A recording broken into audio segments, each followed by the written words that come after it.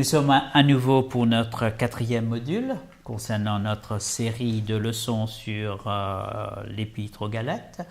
Nous allons prier avec Viviane.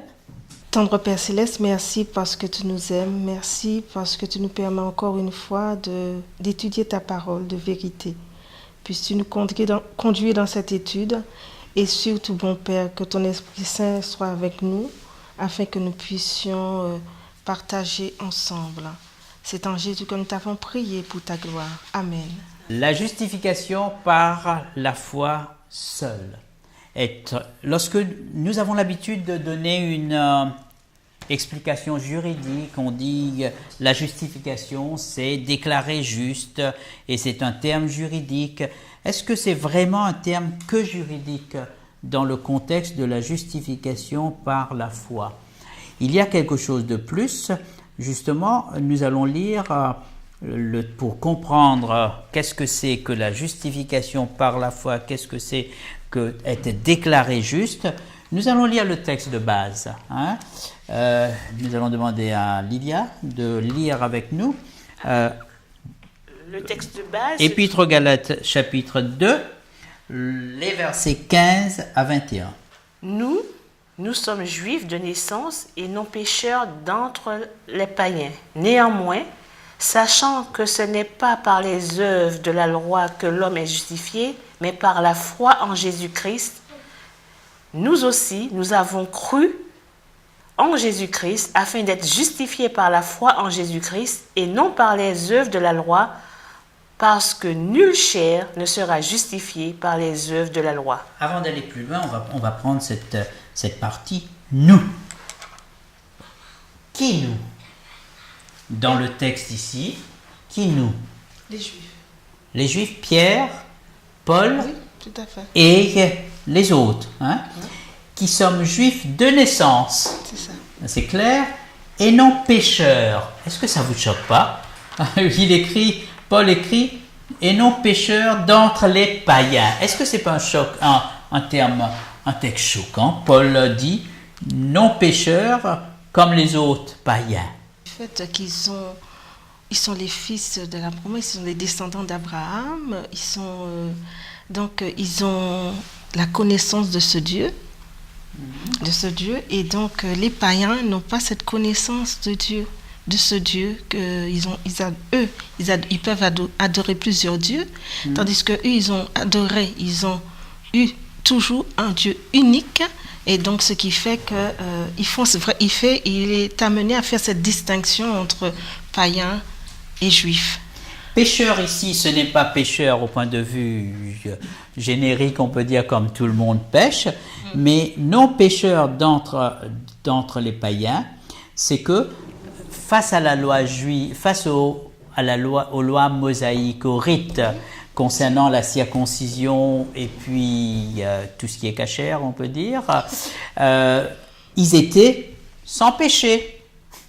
Ils étaient clean là-dessus, neat, donc ils étaient non pécheurs, considérant les païens qui, face à la circoncision, au rite des différentes fêtes, ils étaient en somme, ces païens étaient pécheurs. Oui, Erwin. Ce que je comprends est que du point de vue juif, les juifs sont non pécheurs.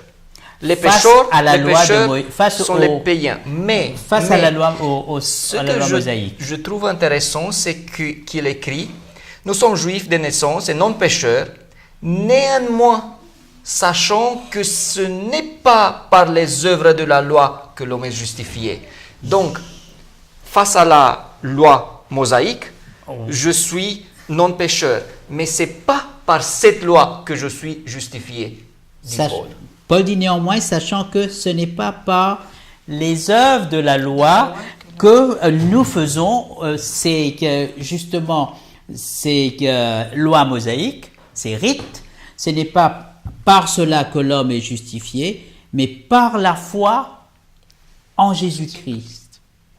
Nous aussi, nous avons cru en Jésus-Christ. Là, Paul place nous, juifs attachés aux lois mosaïques. Nous aussi, nous avons cru en Jésus-Christ. Nous aussi, nous avons cru en Jésus-Christ afin d'être justifié par la foi en Jésus-Christ. Comment la foi en Jésus-Christ justifie? La foi, à mon avis, c'est la réponse de l'homme à ce que Dieu fait pour lui. Donc Dieu prépare les choses. Il fait Jésus mourir sur la croix.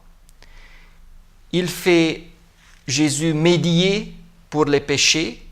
Et moi, comme homme, je prends toutes ces œuvres et je les mets sur moi. Donc je crois que Jésus est mort pour moi, que sa mort est rédemptrice pour moi. C'est cette foi, d'une façon, que me justifie.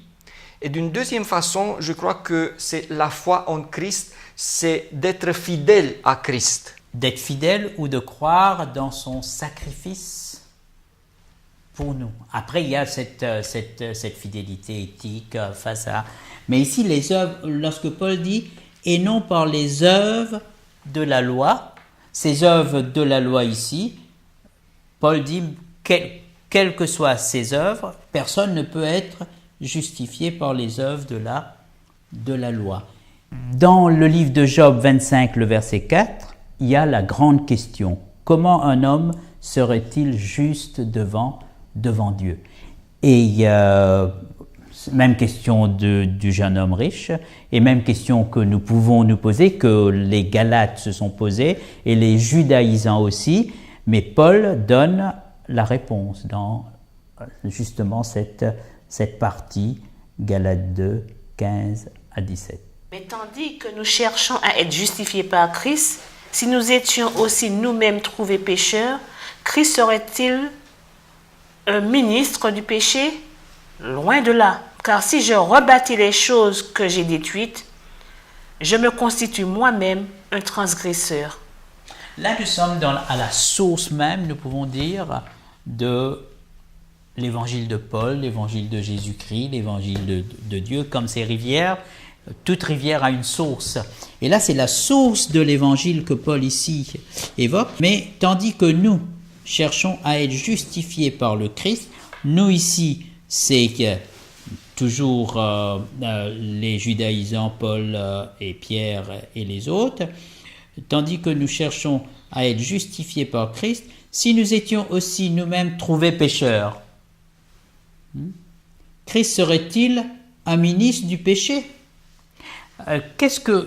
C'est un texte très très difficile ici.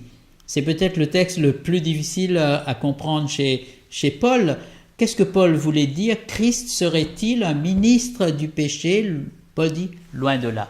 Ça ne peut pas être. C'est pas comme ça. Car si je rebâtis les choses que j'ai détruites, je me constitue moi-même un transgresseur. Qu'est-ce que Paul voulait dire ici, au juste? C'est toujours le même défi. Oui. Donc, si ce n'est pas la loi par laquelle nous sommes sauvés, nous sommes justifiés, c'est par Christ. Qu'est-ce qu'on fait avec les actes de la loi?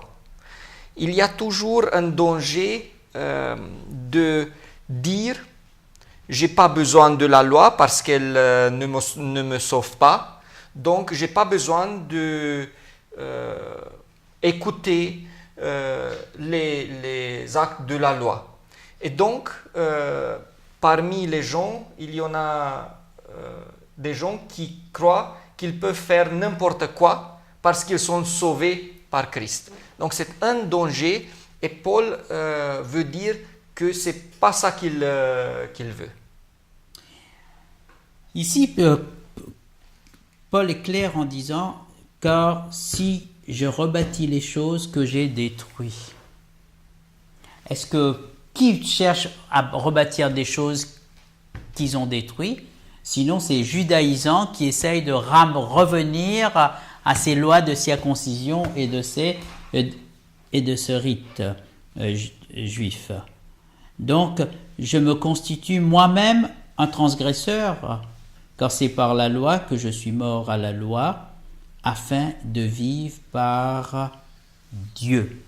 Ici, la destruction, Paul explique, c'est que si maintenant nous disons Jésus sauve, et puis il sauve, mais il faut encore faire des choses.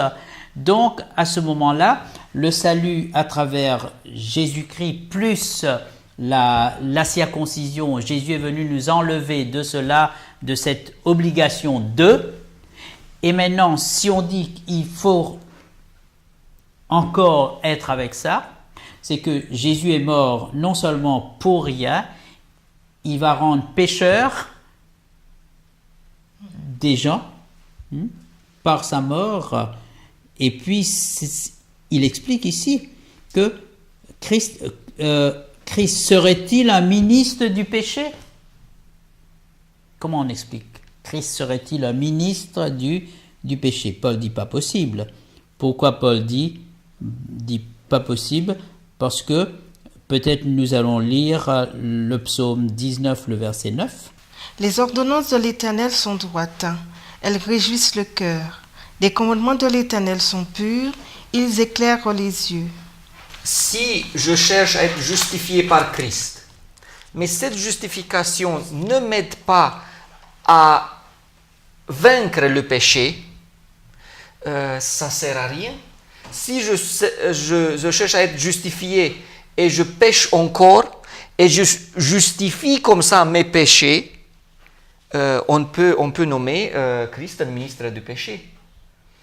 Donc, ce que Paul veut dire est que la justification par la foi mène à une vie sainte. Oui. À une vie sans péché, doit mener à une vie sans péché. Ici, Paul veut expliquer que la loi mosaïque, lorsqu'on est fidèle à la loi juive, ces lois mosaïques, on pousse en somme les non-juifs à pécher. Parce que Christ est venu mourir pour nos péchés, et maintenant, on dit à ces non-juifs, il faut maintenant passer par la circoncision. Et là, Paul explique que cette position, ça ne peut pas être là, loin de là, ça ne peut pas être la bonne, car si je rebâtis les choses que j'ai détruites, Christ est venu pour libérer, justement pour apporter la libération, et maintenant on reste dans cette obligation en apportant, voulant faire son salut. C'était une accusation des judaïsants que Paul soutienne les gens dans une vie en péché parce qu'ils n'élèvent pas suffisamment la loi. Donc ce sont les légalistes, ils vont toujours dire ça. Si tu ne mets pas assez d'accent sur la loi, tu vas tomber dans le péché.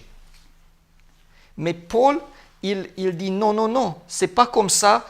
Si on met la foi en avant, c'est pour vivre dans la foi sans péché, pas pour retomber dans le péché. Donc je crois qu'il répond ici à une accusation des judaïsants.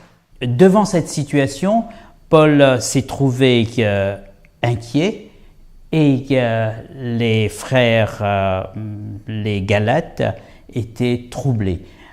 L'inquiétude pour Paul, non pas seulement de voir son œuvre déstabilisée, mais le pasteur qui, ayant le souci des âmes, voyant que ses faux frères venaient pour induire dans l'erreur les frères qui se sont adhérés à l'évangile de Jésus-Christ, son évangile, l'évangile de Dieu.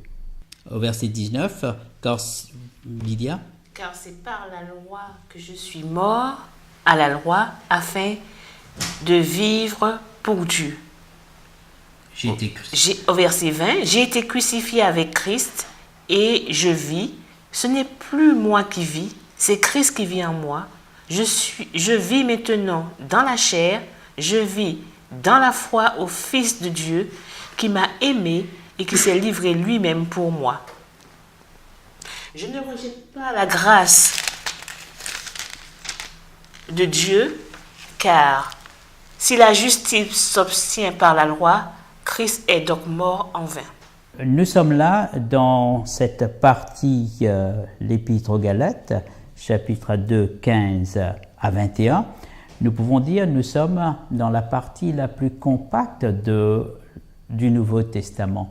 Et cette partie, nous pouvons intituler cette partie aussi la logique de Paul.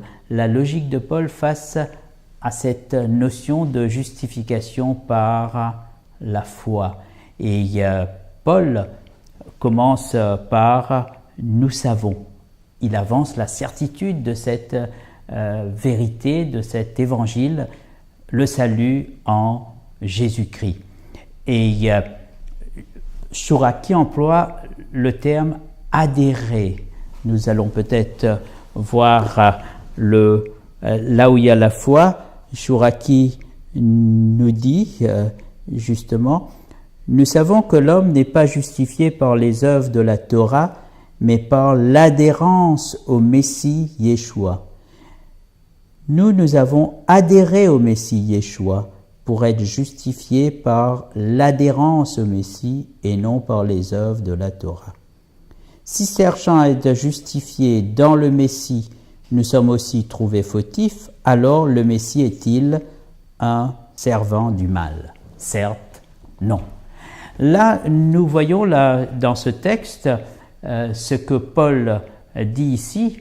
Si cherchant à être justifiés dans le Messie, nous nous trouvons fautifs dans l'erreur, alors le Messie est promoteur du péché, de ce mal, ce qui n'est pas juste. Nous savons que Jésus ne peut pas induire dans l'erreur. Paul explique dans le chapitre 17, dans le verset 17,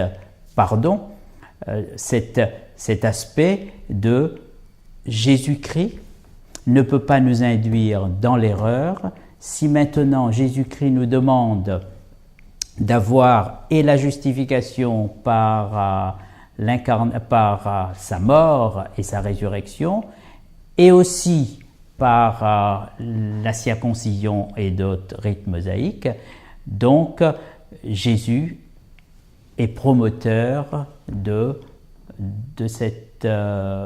du péché. Et ce texte, Paul dit, ce n'est pas ainsi que nous devons le comprendre. Après, il donne l'explication dans les versets 18, 19, et puis surtout le verset 20, où Paul montre que c'est l'adhésion, c'est que ce salut en Jésus-Christ qui donne cette intimité avec Dieu. Si je vis, ce n'est plus moi qui vis, c'est Christ qui vit en moi. Premièrement, c'est quelque chose qui se passe dans le sens juridique. Donc, je suis justifié, ça veut dire que je suis déclaré juste devant le tribunal, devant la cour de Dieu. Parce que Jésus a fait. Parce que Jésus. À ce moment-là, je ne suis pas encore, je ne vis pas encore son péché, mais j'obtiens un statut, le statut d'homme juste. Ouais. Jusqu'à ce moment-là, j'étais un condamné à la mort. À cause de mes péchés, la loi me condamnait à la mort. Maintenant, j'obtiens le statut d'homme libre, d'homme qui est justifié, et maintenant, je vais vivre avec Christ. Et pour moi, ce verset 20 est l'un des plus beaux versets de la Bible.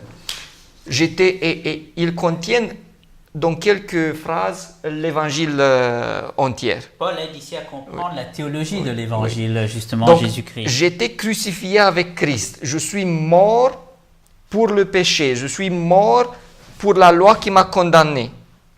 Et maintenant, si je vis, c'est Christ qui vit en moi. Donc, j'ai accepté Christ comme sauveur, comme maître, et c'est lui qui me conduit. Si je vis dans la chair, je vis dans la foi au Fils de Dieu qui m'a aimé et s'est livré lui-même pour moi. C'est la raison pour laquelle j'ai accepté Christ, parce que lui-même s'est livré pour moi. Donc, s'il a fait cette chose, je ne peux pas faire autrement que faire de lui mon maître. Exact. Ici, personne n'est justifié, dit Paul, par les œuvres de la loi, par les rites mosaïques ici. Nous ne devons pas croire que nous ne devons pas penser que Paul ici tire à boulet rouge sur l'éthique, sur le comportement, sur ce que Dieu demande pour qu'on soit au plan éthique. Être justifié, on ne peut pas être justifié et vivre comme après, sans éthique, Oui. sans moralité. Oui, oui. Donc, Paul explique ici, c'est que ce n'est plus moi qui vis, c'est ce résultat. Et Paul ici parle du résultat de la justification. Ici, c'est que les œuvres de la loi, le fondement de la justification, c'est cette fidélité à Jésus-Christ. C'est accepter Jésus-Christ comme son sauveur, et le fondement de la justification, c'est la foi. La foi, non pas croyance, mais la foi dans ce Jésus qui s'est livré lui-même pour nous. Donc, voilà le vrai évangile. L'union du croyant au Christ. Si la justice s'obtient par la loi, Christ est mort en vain. Oui. Donc, c'est là le problème des judaïsants. Parce que ce qu'ils disent, ce n'est pas une chose simple. Ils mettent la mort de Christ à côté. Mhm. Parce que si c'était vraiment possible d'être sauvé par la loi, la mort de Christ est pour rien. Parce que c'est la loi qui devait nous sauver. Prenons l'exemple simple pour expliquer. Je fais ça et quelqu'un me met un bout de pain dans ma main. Est-ce que je mérite pour avoir fait ça? Est-ce que parce que je fais ça, c'est là je mérite d'avoir un bout de pain? Non. C'est celui qui m'a donné, qui a posé le pain dans ma main. Tout vient de lui. Moi, je ne fais que tendre la main. Je dis, je ne peux pas dire, par ce geste, il me donne que ça. Donc, j'ai pas d'autre chose à attendre que c'est ça un peu cette justification par la foi reçue en Christ. Et puis vient maintenant l'union du croyant au Christ. Ça, le verset 20. Et je vis maintenant dans la chair. Qu'est-ce que Paul veut dire? Je vis maintenant dans la chair. Par opposition à un avenir. Notre humanité fragile. Nous allons encore transgresser. Je ne suis pas encore transfiguré. Pas encore. Mais cette justice m'est déjà accordée. Voilà. Cette justice m'est déjà accordée, même si je transgresse. Même si, en somme, ça n'a pas été concrétisé. Mais cette concrétisation ici-bas, c'est si je vis maintenant dans la chair, je vis dans la foi. Christ m'a aimé, s'est livré lui-même pour moi. Ce n'est pas moi qui vis, c'est Christ qui vit en moi.